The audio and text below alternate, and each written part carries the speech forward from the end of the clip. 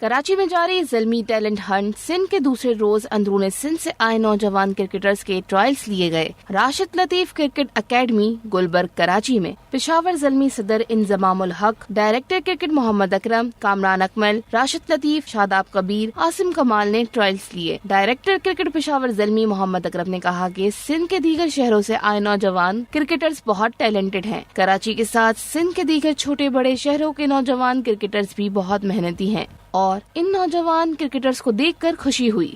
تو ایسا ہمیں نہیں کرنا چاہیے، بلکہ ہمیں دیکھنا یہ چاہیے کہ اس بچے کو ہم اٹھائیں، پھر اس کو گروم کریں اور پھر پاکستان کے لیے کھلائیں۔ جتنی زیادہ یہ فرسٹ کلاس کرکٹ کھیلیں گے، جتنی یہ لمبی کرکٹ کھیلیں گے، ان کی باڈی یوز ٹو ہوگی۔ دن میں جو فاسٹ بالر ہے، آج کل دیکھیں آپ 4 اوور کا یا 6 اوور کا وہ ٹوٹل سٹیمنا رہ گیا۔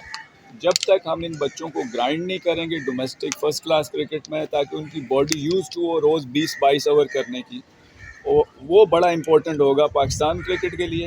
اور ہم سارے فرینچائز والے بھی یہ انکریج کرتے ہیں کہ ایک بچہ جب ہم نے اس کو پلیٹ فارم دیا کسی بھی فرینچائز اور آپ نے آئیڈینٹیفائی کر لیا، اب اس کا پاتھ وے بنائیں، اب اس کی گرومنگ کریں اور اگلے 2 سال اس کو صحیح اچھا رگڑا دے کے اس لیول تک لائیں تاکہ وہ پورا پکا ہوا پلیئر۔ محمد اکرم کا مزید کہنا تھا کہ پشاور زلمی پاکستان کے تمام نوجوان کرکٹرز کو صلاحیتوں کے اظہار کا پلیٹ فارم مہیا کر رہی ہے۔ ٹرائلز کے بعد شارٹ لسٹ بچوں کے میچز کرائیں گے۔ بعض صلاحیت کرکٹرز کو کھیل کا سامان اور ہر ممکن مدد بھی فراہم کریں گے۔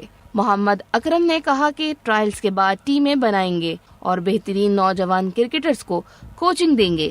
ان ٹرائل سے نہ صرف پشاور زلمی PSL کو نیا ٹیلنٹ ملے گا، بلکہ پاکستان ڈومیسٹک کرکٹ کو بھی فائدہ ہوگا اور کرکٹ کا کھیل مزید فروغ پائے گا۔